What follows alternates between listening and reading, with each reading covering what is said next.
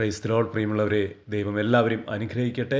ഇന്നിങ്ങനൊരു video ചെയ്യാൻ ഒട്ടും ആഗ്രഹിച്ചതല്ല. പക്ഷേ ഈ കാലഘട്ടത്തിൽ ചില നഗ്ന സത്യങ്ങൾ നമുക്ക് മുമ്പിൽ സാക്ഷ്യമായി നിൽക്കുമ്പോൾ അത് പറയാതിരിക്കാൻ വയ്യ എന്നതുകൊണ്ട് മാത്രമാണ് നിങ്ങൾക്ക് മുമ്പിലേക്ക് ഞാൻ കടന്നു വരിക. മറ്റൊന്നുമല്ല പ്രിയമുള്ളവരെ, 2 ദിവസം മുമ്പ് ഒരു സഹോദരി എന്നെ വിളിച്ച ഒരു പ്രാർത്ഥനാ സഹായമായിട്ടാണ് വിളിക്കുക. സ്വന്തം മകൻ്റെ ഒരു കാര്യത്തിനാണ്. 12 വയസ്സുള്ള ഒരു മകൻ, അവൻ 7ാം ക്ലാസ്സിലാണ് പഠിക്കുക. അപ്പോൾ അവൻ്റെ വളരെ വ്യത്യസ്തമായ ഒരു ദുശ്ശീലം, അതൊരു വ്യത്യസ്തമാണെന്ന് എനിക്ക് തോന്നിയില്ല. പ്രത്യേകിച്ച് ഈ കാലഘട്ടത്തിൽ മൊബൈലും ലഹരിയും അശുദ്ധ കൂട്ടുകെട്ടുകളും നമ്മുടെ മക്കളെ കീഴ്പ്പെടുത്തിക്കൊണ്ടിരിക്കുന്ന ഈ കാലഘട്ടത്തിൽ ഇതൊരു വലിയൊരു വാർത്തയായി എനിക്ക് തോന്നിയില്ല. എങ്കിലും ഞാൻ ചോദിച്ചു, എന്താണ് മകൻ്റെ വിഷയം? അപ്പോൾ ആ ചേച്ചി കരഞ്ഞുകൊണ്ട് പറഞ്ഞു, എൻ്റെ മകൻ 12 വയസ്സുള്ളൊരു മകൻ ബ്ലൂ ഫിലിമിന് അടിമയാണ്. അവൻ രാത്രി വളരെയധികം വൈകിട്ടൊക്കെയാണ് കിടക്കുന്നത്. രാവിലെ എഴുന്നേൽക്കുന്നത് നേരം വൈകിട്ടാണ്. ആകെ അവനെ കാണുമ്പോൾ വല്ലാത്തൊരു സങ്കടം തോന്നുക. അപ്പം ഞാൻ ചോദിച്ചു, ഇതെത്ര നാളായി തുടങ്ങിയിട്ട്? അവൻ കുറച്ച് നാളുകളായി എന്ന് തോന്നുന്നു. അപ്പോൾ നിങ്ങൾ ആരും ശ്രദ്ധിച്ചില്ലേ? ഇല്ല, ഞങ്ങളാരും ശ്രദ്ധിച്ചില്ല. കാരണം അവനെ ഞങ്ങൾക്ക് നല്ല മതിപ്പാണ്. 4ാം ക്ലാസ് വരെയൊക്കെ അവൻ ആൾത്താരപാലനായിട്ട് പ്രവർത്തിച്ചു. അവനെക്കുറിച്ച് നല്ല വാർത്തയാണ് സ്കൂളിൽ നിന്ന് ലഭിക്കുക. അതുകൊണ്ട് ഞങ്ങളാരും അവനെ ശ്രദ്ധിച്ചില്ല. പ്രിയമുള്ളവരെ, പ്രത്യേകിച്ച് നമ്മൾ ഈ കാലഘട്ടത്തിൽ പല തെറ്റിദ്ധാരണകൾ നമ്മുടെ എല്ലാം ഇടയിലുണ്ട്. നമ്മുടെ മക്കൾ 5 വയസ്സിലും 6 വയസ്സിലും 8 വയസ്സിലൊക്കെ അൾത്താരപാലന്മാരായിട്ട് വിശുദ്ധ ബലിയിൽ പങ്കെടുത്ത് മുട്ടുകുത്തി നിന്ന് പ്രാർത്ഥിക്കുമ്പോൾ നമ്മൾ കരുതുക ജീവിതകാലം മുഴുവൻ അതുപോലെ അവർ ആയിത്തീരുന്നു. അവിടെയാണ് നമുക്ക് സംഭവിക്കുന്ന ഏറ്റവും വലിയ ഒന്നാമത്തെ തെറ്റ്. ഇന്ന് പ്രത്യേകിച്ച് ഈ കാലഘട്ടത്തിൽ നമ്മുടെ മക്കളെല്ലാം കുടുംബങ്ങളിലേക്ക് കടന്നു വരുമ്പോൾ നമ്മളൊന്ന് ശ്രദ്ധിക്കുന്നതൊക്കെ നല്ലതാണ്. പ്രത്യേകിച്ച് റൂമൊക്കെ അടച്ചിട്ട് രാത്രി മുഴുവൻ എന്തെങ്കിലുമൊക്കെ സമയം വൈകുന്നുണ്ടെങ്കിൽ, അവർ ഉറങ്ങാനൊക്കെ സമയം വൈകുന്നുണ്ടെങ്കിൽ നിങ്ങൾ ശ്രദ്ധിച്ചോ, എന്തോ ഒരു വലിയ തെറ്റിലാണ് നമ്മുടെ മക്കൾ അകപ്പെട്ടിരിക്കുന്നത് എന്നുള്ള വലിയൊരു സത്യം. ഇവിടെ മാതാപിതാക്കൾക്ക് സംഭവിച്ചത് ഇത് തന്നെയാണ്. അതുകൊണ്ട് ഈ വിഷയവുമായി ബന്ധപ്പെട്ട ഒന്നാമത്തെ ഒരു കാര്യമായിട്ട് നമുക്ക് കരുതാം. പക്ഷേ പ്രിയമുള്ളവർ, ഇനിയാണ് നിങ്ങൾ കേൾക്കേണ്ട ആ വലിയൊരു സത്യം. 12 വയസ്സുള്ളൊരു മകൻ ഈ ഒരു അവസ്ഥയിലായിത്തീരണമെങ്കിൽ അതിൻ്റെ പുറകിൽ, അവൻ്റെ ബാക്ക്ഗ്രൗണ്ടിൽ എന്തെങ്കിലുമൊക്കെ തിക്ത അനുഭവങ്ങൾ സംഭവിച്ചിട്ടുണ്ടോ? അവനെ ആരെങ്കിലും ദുരുപയോഗം ചെയ്തിട്ടുണ്ടോ എന്നൊക്കെ ഞാൻ ചിന്തിച്ചു. അപ്പോൾ ആ സമയത്ത് ആത്മാവ് എൻ്റെ മനസ്സിലേക്ക് ഒരു കാര്യം ഇങ്ങനെ ചോദിക്കണമെന്ന് പറയുകയാണ്. ഞാൻ ചേച്ചിനോട് ചോദിച്ചു, ചേച്ചി, ചില കാര്യങ്ങൾ പറയുമ്പോൾ ഞാൻ ചോദിക്കുമ്പോൾ അതിനെനിക്കൊരു ഉത്തരം തരുമോ? പറയാമെന്ന് പറഞ്ഞു. അങ്ങനെ ചേച്ചി, ഞാൻ ചോദിച്ചു, 12 വർഷം മുമ്പ് നിങ്ങൾ ഈ കുഞ്ഞിന് എപ്രകാരമാണ് ജന്മം നൽകിയത്?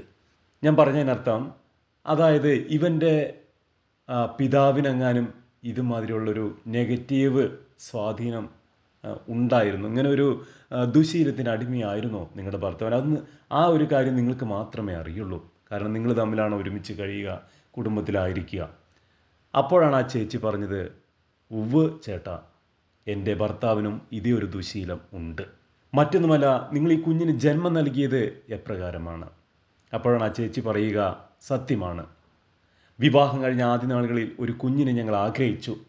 അപ്പോൾ ആദ്യ നാളുകളിൽ ഞങ്ങളുടെ മുറി മലിനമാക്കപ്പെട്ടിട്ടുണ്ട്.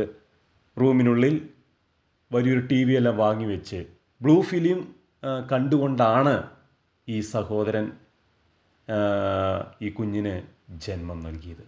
അപ്പോൾ ആ ചേച്ചി പറയുക, പലപ്പോഴും എനിക്ക് അതൊരു അറപ്പായിട്ട് തോന്നിയിട്ടുണ്ട്.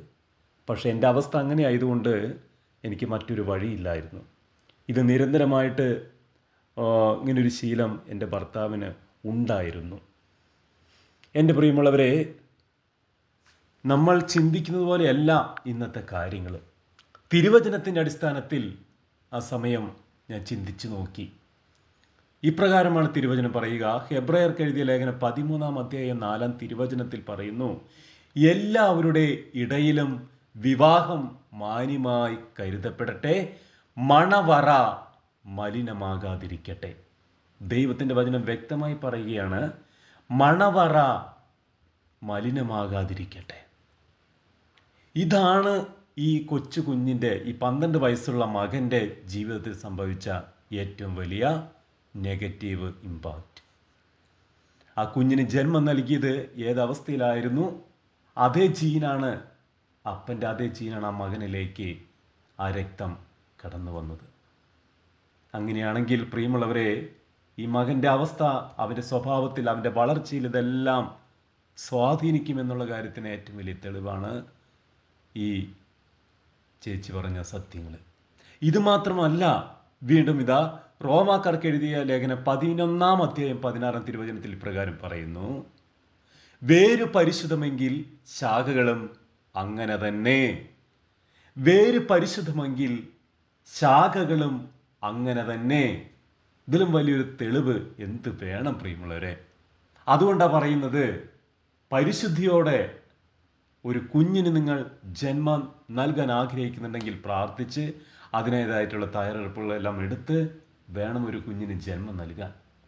വെറുതെ പോയി എന്തെങ്കിലുമൊക്കെ ലോകത്തിൽ നടക്കുന്ന വൃത്തികേടുകളെല്ലാം കണ്ടുകൊണ്ട് മദ്യപിച്ച് മലിനത നിറഞ്ഞ മനസ്സോടുകൂടെ ആ ഒരു ചിന്തയോടുകൂടെ ഒരു കുഞ്ഞിന് ജന്മം നൽകുന്നവരാണെങ്കിൽ അത് ആ കുഞ്ഞിൻ്റെ വളർച്ചയിൽ ആ കുഞ്ഞിനെ സ്വാധീനിക്കുമെന്നുള്ള കാര്യത്തിൽ 100% ശരിയാണ്. അതിനുശേഷം കുഞ്ഞുങ്ങളെ നമുക്ക് പറഞ്ഞിട്ട് തെറ്റ് പറഞ്ഞിട്ട് ഒരു കാര്യവുമില്ല പ്രിയമുള്ളവരെ. ഇന്ന് പലപ്പോഴും പറഞ്ഞു കേട്ടിട്ടില്ലേ, ഗർഭിണികളോടെല്ലാം കുഞ്ഞിനെ ഗർഭം ധരിക്കുമ്പോഴെല്ലാം വചനം കേൾക്കണം, ബൈബിള് വായിക്കണം. അതൊക്കെ എന്തുമാത്രം സാക്ഷ്യങ്ങളുണ്ടെന്നറിയാമോ പ്രിയമുള്ളവരെ? ഞങ്ങൾ ഒരിക്കൽ ഷൂട്ടിങ്ങുമായിട്ട് ഒരു സ്ഥലത്തിലേക്ക് കയറി ചെല്ലുമ്പോൾ കൊച്ചു കുഞ്ഞ്, അവൻ 10 വയസ്സുള്ളൂ, അവൻ ബൈബിളിൻ്റെ പകുതിയോളം വായിച്ചു കഴിഞ്ഞു. കാരണം എന്താണെന്നറിയാമോ? ആ കുഞ്ഞിനെ അവൻ്റെ അമ്മ ഗർഭം ധരിച്ചുകൊണ്ടിരിക്കുന്ന സമയത്ത് വിശുദ്ധ ബൈബിളെല്ലാം എടുത്ത് വായിച്ച് ഡിവോഷണൽ സോങ്ങുകളെല്ലാം കേട്ട് ആ ഒരു അവസ്ഥയിൽ ജീവിച്ചുകൊണ്ടിരുന്ന ഒരു ഇതിൽ ആ കുഞ്ഞിനും അതിലേക്ക്, ആ കുഞ്ഞിനെയും ആ ചേച്ചി ചെയ്ത കാര്യങ്ങൾ കുഞ്ഞിലേക്കും വ്യാപിച്ചു. അതുകൊണ്ട് എളുപ്പമല്ല ഇത്. വീണ്ടും വിശുദ്ധ യോഹന്നാന്റെ സുവിശേഷം 3-ാം അധ്യായം 6-ാം തിരുവചനം പറയുന്നത്, മാംസത്തിൽ നിന്ന് ജനിക്കുന്നത് മാംസമാണ്, ആത്മാവിൽ നിന്ന് ജനിക്കുന്നത് ആത്മാവും. മാംസത്തിൽ നിന്ന് ജനിക്കുന്നത് മാംസമാണ്, ആത്മാവിൽ നിന്ന് ജനിക്കുന്നത് ആത്മാവും.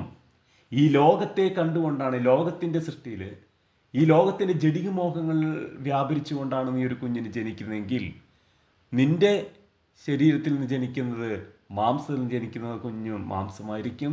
അതേസമയം പരിശുദ്ധാത്മാവിൻ്റെ നിറവോടുകൂടെ പ്രാർത്ഥിച്ചൊക്കെയാണ് ഒരു കുഞ്ഞിന് നമ്മൾ ജന്മം നൽകുന്നതെങ്കിൽ അത് അതേ സ്വഭാവം പ്രകടമാക്കും. അപ്പോൾ മറ്റൊന്നും ഇതിലേക്ക് എനിക്ക് പോകാൻ തോന്നിയില്ല. ചേച്ചിനോട് പറഞ്ഞു. അപ്പോൾ ചേച്ചി ചോദിച്ചു, ഇനി എന്താ ചെയ്യുക? 12 വർഷത്തിലേക്ക് പുറകിലേക്ക് എന്തായാലും നമുക്ക് പോകാൻ കഴിയില്ല, വേറെ എന്തെങ്കിലും വഴിയുണ്ടോ എന്ന് ചോദിച്ചാൽ ഇനി പ്രാർത്ഥനയെ ദൈവത്തിൽ ആശ്രയിക്കുക എന്നത് നമുക്ക് ശരണമുള്ളൂ. ഞാൻ പറഞ്ഞു, ഇതൊരു ആന്തരിക മുറിവായിട്ട് നമ്മുടെ മനസ്സിൽ കിടക്കും. കണ്ണീരൊഴുക്കി കരഞ്ഞ് പ്രഭാതത്തിൽ പ്രാർത്ഥിക്കുക. ആ മകൻ്റെ തലയിൽ നിങ്ങൾ കൈവച്ച് തിരുമുറിവുകളേറ്റ കർത്താവിൻ്റെ തിരുമുറിവുകളിലേക്ക്, കാൽവരിയിൽ മുറിവുകളേറ്റ കർത്താവിൻ്റെ മുറിവിലേക്ക് നമ്മുടെ ഈ ആന്തരിക മുറിവുകളെ സമർപ്പിക്കുക. കർത്താവിൻ്റെ തിരുരക്തം കൊണ്ട് കഴുകണമേ എന്ന് പ്രാർത്ഥിച്ച് കരുണയ്ക്ക് വേണ്ടി പ്രാർത്ഥിക്കുക. അതേ നിവൃത്തിയുള്ളൂ ചേച്ചി എന്ന് പറഞ്ഞു. അങ്ങനെ പറഞ്ഞ് അവസാനിപ്പിച്ചു. പ്രിയമുള്ളവരെ, ചില സത്യങ്ങൾ നമുക്ക് മുമ്പിൽ തുറന്നു വയ്ക്കുകയാണ് ഈ കാലഘട്ടത്തിൽ.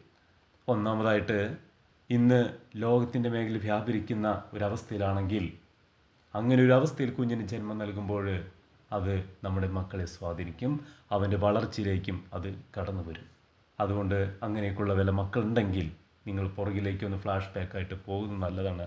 അതിനുശേഷം പറ്റുമെങ്കിൽ ഒരു കൗൺസിലിങ്ങോ ധ്യാനത്തിലോ ഒക്കെ സംഘടിപ്പിച്ച് നമ്മുടെ കുഞ്ഞുങ്ങളെ ഒരുക്കിയെടുക്കുക. ചെയ്തു പോയ തെറ്റിനെ ഓർത്ത് മനസ്തപിക്കുക, പശ്ചാത്തപിക്കുക, ദൈവത്തിൻ്റെ മുമ്പിൽ കരുണയ്ക്ക് വേണ്ടി പ്രാർത്ഥിക്കുക. നമ്മളെല്ലാം ബലഹീനരാണ്. ബലഹീനതകളെ കാണുന്ന കർത്താവ് നമ്മുടെ ജീവിതത്തിൽ ഇടപെടും എന്നുള്ള കാര്യത്തിൽ യാതൊരുവിധ സംശയമില്ല. ദൈവം എല്ലാവരെയും അനുഗ്രഹിക്കട്ടെ. ആമേൻ.